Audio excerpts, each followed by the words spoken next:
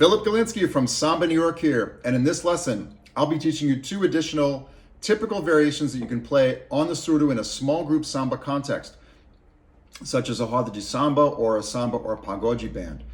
Keep in mind that this is more of an advanced lesson, so if you're newer to the surdo, I definitely recommend you check out the other videos on the surdo in a small group samba context that I posted previously to the channel before joining us here. All right. Let's jump right into it. So we're going to be using our 4-measure phrase as our framework here, just as we did in the last lesson. And the reason for that is that there are no rules about how long a musical phrase has to be in samba. It could be shorter than 4 measures. It could be longer than 4 measures. It really depends on the song, depends on the piece you're playing. But a 4-measure phrase is so common in samba, as well as other genres of music, that I think it's a great starting point. Also, we're going to be playing our variation here at the end of our 4-measure phrase. So we're going to be playing 3 measures of our basic pattern, and in the 4th measure, we'll be playing our variation. Now, why is that? Well, because it's very common for the surdo and some other samba percussion instruments to mark the end of a musical phrase. That's very typical. Again, there are no rules about this, but it's something that's so common and so typical that it's a great place to start. Okay. Now, for our basic pattern, I'm going to be using the version that I call a fancier basic pattern for samba on the surdo, which is this: 1 and a 2 and a 3 and a 4, a 1. But you can use any version of the basic pattern that you like. You could use this, or even this. Okay, any of those versions of the basic pattern will work just fine. Okay, so now for both of the variations that I'll be teaching you here in this lesson, both of them involve a technique that I have not covered yet on the channel. It's a super cool technique on the surdo, which involves placing your middle finger right in the center of the surdo head and applying some light pressure there, at the same time that we're going to be striking the head of the surdo lightly with our mallet close to the edge of the drum head, right next to the rim, like this.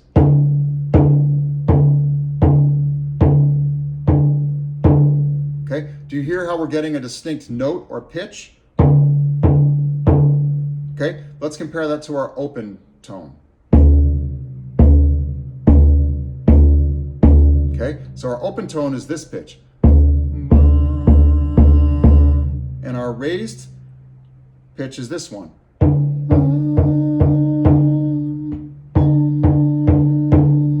It's about an octave higher, okay? So,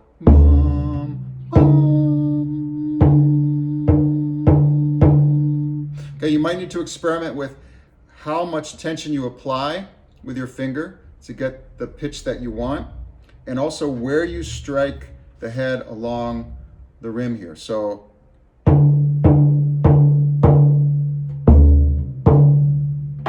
okay, that works for me.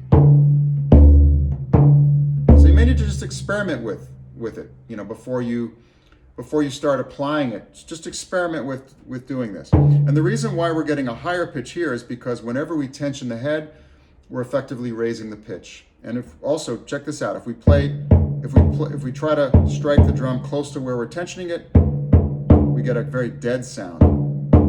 But if we strike it here further away, close to the edge, we get a much clearer pitch or tone. Okay, now just a very quick word about tuning. You do not have to tune your surdo to any particular pitch. Okay, there tends to be a range that the single surdo tends to be tuned in a small group samba context, but you know, that's stylistically typical. But within that range, you don't have to tune it to any particular pitch. You know, as long as you're within that general range, stylistically it will work. By the same token, you don't have to have your raised pitch be any particular interval higher than your open tone. This happens to be an octave and it sounds nice to me, but it doesn't have to be an octave higher, okay? It's gonna all depend on your tuning, on your drum, how much tension you apply, where you strike the drum here. So I like to, I'm not applying that much pressure, and I'm striking it right next to this tuning lug.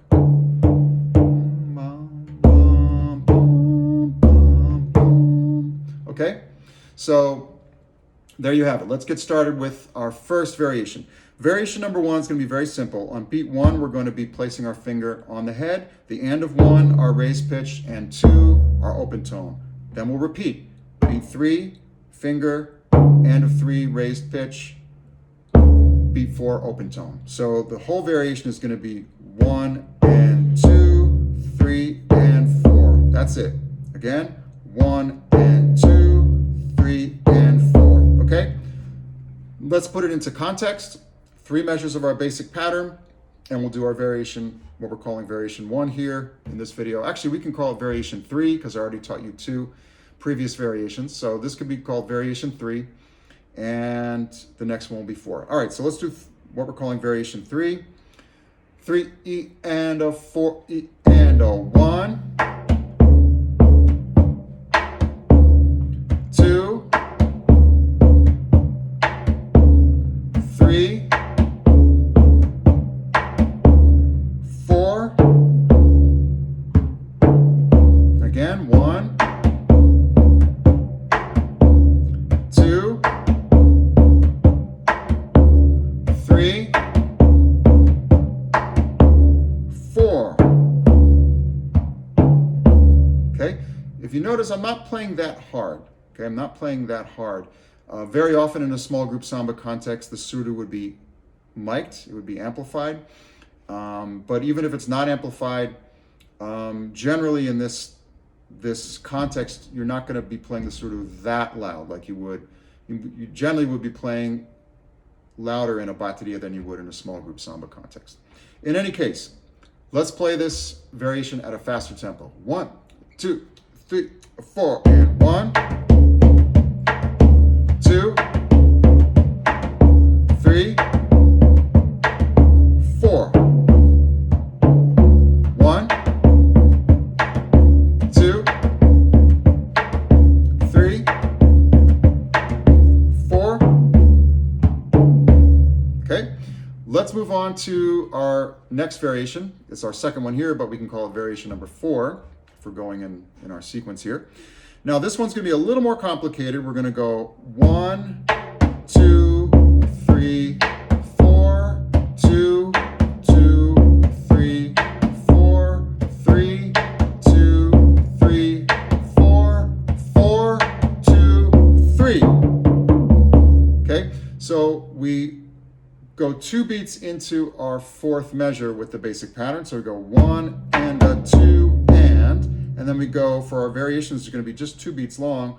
3 E and a 4 E and 3 E and a 4 E and. You could even move closer to the center as you progress. You can go 3 E and a 4 E and if you want, or you could just keep it here. 3 E and a 4 E and. Okay, so let's put that into context. 1, 2, 3, 4, and 1,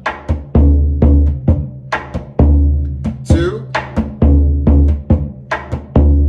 3, 4, 1,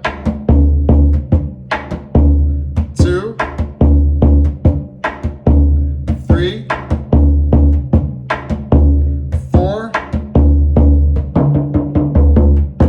All right, let's do this variation at a faster tempo. 1, 2, 3, 4. 1, 2, 3, 4. 1, 2, 3, 4. All right, there you have it. 2 more typical variations you can play on the surdo in a small group samba context. Have fun with it. Let me know if you have any questions at all in the comments section. Don't forget to subscribe to the channel, like the video, share it with your friends, and I'll see you in the next video.